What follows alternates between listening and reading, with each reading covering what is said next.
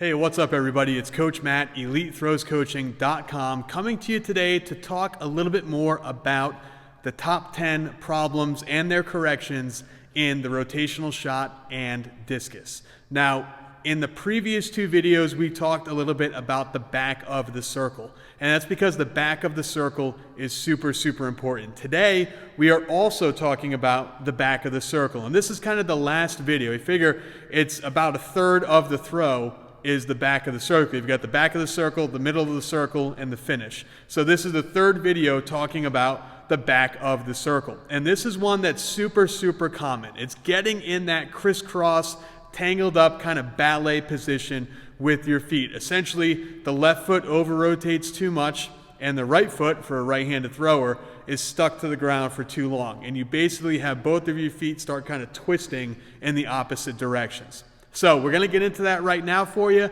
explain why it's a bad thing, explain what it looks like and show you what it looks like, and give you some tips, give you some ideas to making it better. As always, guys, please click that button below to subscribe to this channel. Click the notification bell as well. That way you get notified of all of our videos like this that are explaining the throw, all of our free video analysis that is up here, and just the other random question and answer videos that I do throughout the week. So make sure, click that subscribe button. But right now we're going to turn the camera around, take you in the circle, and talk to you a little bit more about what your feet should be doing in the back of the circle.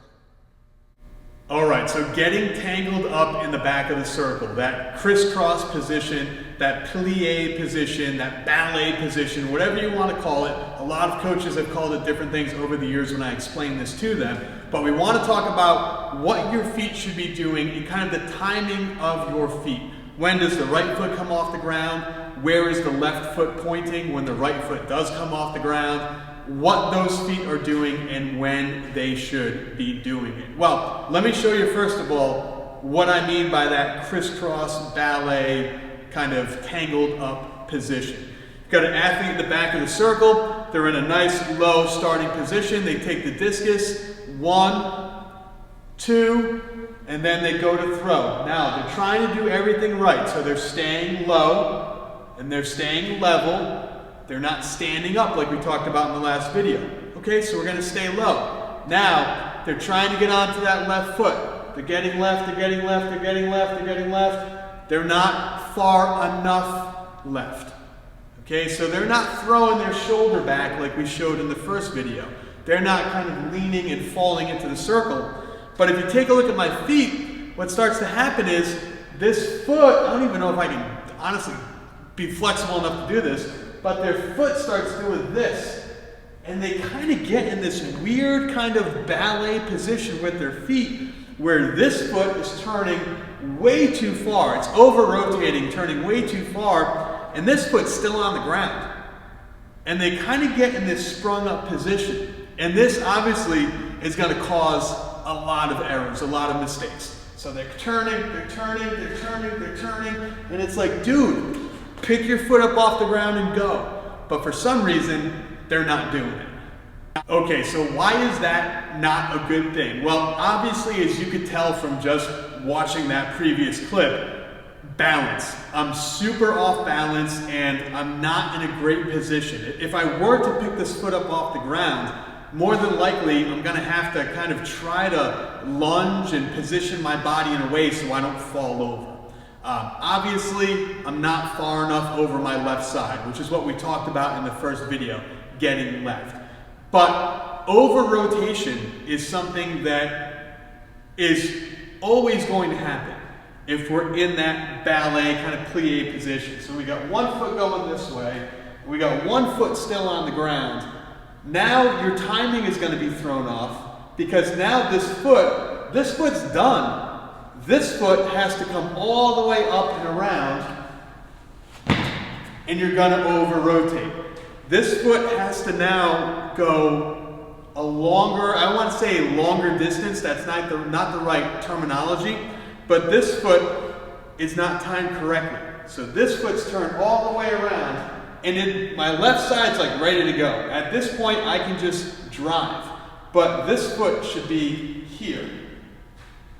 And it's all the way the heck back here like this. So now I've got to wait for this foot to come all the way around so I can drive. Well, what do you think is going to happen? This foot is going to continue turning and you're going to over-rotate. So it looks like this. And you end up driving into the left side of that circle. You end up over-rotating. You're here, and then all of a sudden it's whoop, and your left foot continues to pivot. Your left foot continues to overturn and puts you over here. So the question becomes, okay, timing is off, your balance is off, you're over-rotating. What is this actually supposed to look like? When should the right foot come off the ground? When or where should your left foot be pointing when the right foot does come off the ground? Okay, so this really connects back to our first video. Remember, we talk about everything starting in the back of the circle, whether it's glide shot, rotational shot, discus, hammer, everything starts in the back of the circle. If something in the back of the circle is screwed up, it's going to affect in a negative way everything that happens after that in the sequence of the throw. So when we talked in the first video, we talked about getting left, pushing more of your body weight onto your left side.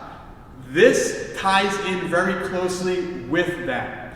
And the reason for that is the way that I teach, the way that I explain the timing of when the right foot comes off the ground. I want the right foot coming off the ground when the left foot is pointed left.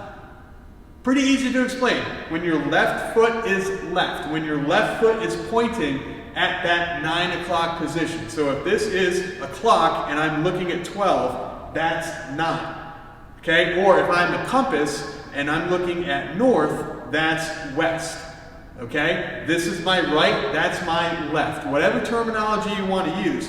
When my foot is left and my body weight is left and my left arm is left, that's when I want my right foot to come off the ground. I don't want it coming off the ground early. I don't want it coming off the ground late. I want it coming off the ground when my foot is left. So when that foot is facing left, when you're pushing weight on your left, when you're throwing that left arm left, that's when the right foot comes off the ground. So it's 1 and then 2. Okay? 1, 2. And I'm actively pushing with my right glute, my right calf, kind of pushing through the ground. I like to think of it almost like you're skateboarding. You're kind of pushing, you gotta push, push, push through the ground. So I'm not just passively letting this lift. I'm pushing through the ground, anticipating left. So I'm here, left. You can see I'm not quite there yet, but when I'm here, that's when the right foot comes off the ground. So we're here, we're going left and left.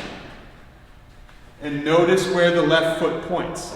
When we're in that position, now the left foot is going down that left sector line. I'm aiming just inside of the left sector line.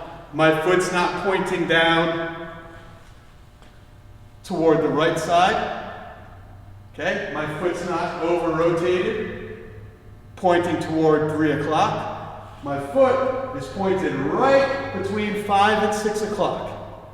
Okay, not perfectly down the left sector, but just inside the left sector. And that's because the right foot's coming off the ground at the correct time. So it's here, we're going left, we're staying low, and the right foot's coming off the ground at the correct time. All right, so what's the really cool part about this whole video series? Everyone's looking for drills, but guess what? The drill to correct this problem right here is the same exact drill that we used in video number 1, just that the focus of your athletes is going to be a little bit different. So in video number 1, we had the medicine ball on the right hip to get you to shift more weight onto your left. So that was the focus, shifting weight. Now we're going to implement a second part. We're going to work on shifting your weight left while also doing what? We're also going to be making sure the timing is correct, where the right foot's coming off the ground as your left foot is pointing left. So it's the same exact drill, but the focus is just a little bit different. Okay, so you just have to explain this to your athletes, that the focus, if they're not getting left, then the focus of that drill is helping them shift their weight left. If their foot is getting crisscrossed in that ballet position, the focus needs to be getting that right foot off the ground earlier in anticipation of the left foot pointing left. All right, so same exact drill, same exact technique. Everything is pretty much the same except the focus when they're doing the drill. All right, so that's where coaching comes into play. That's where you have to be a coach. And there's a lot of different examples where I use this. Say, for example, a half turn or a mirror turn or a wheel drill or whatever you call it. So you might use that same drill for two different reasons. You might use that drill to teach your athlete to stay up on the ball of their right foot. And you might use that drill to teach your athlete to quickly bring their left foot through to the toe board or to the front of the rim. Same exact drill, but two separate ways that you can focus your efforts in that drill. So you already know the drill. You've already been working with your athletes to do the drill. Now the focus is just a little bit different. Okay? That's what I got for you today, everybody. Starting next week, we start moving into the middle part of the throw, talking about driving across or sprinting or running or bounding or galloping or whatever you want to say across that circle, getting out of the back. But for now, keep working on these first three because these are the big three that everybody messes up in the back of the circle. Guys, as always, thank you so much for watching the video. Thank you for subscribing to the channel. Make sure to click all the stuff I've got popping up on the screen right now to bring you to more videos, to subscribe, and to get to our camp in Western Pennsylvania this June and July. All right? Thank you guys so much for watching. Click all this stuff that just popped up. I'm exhausted. I'm going home, and I'll talk to you next week.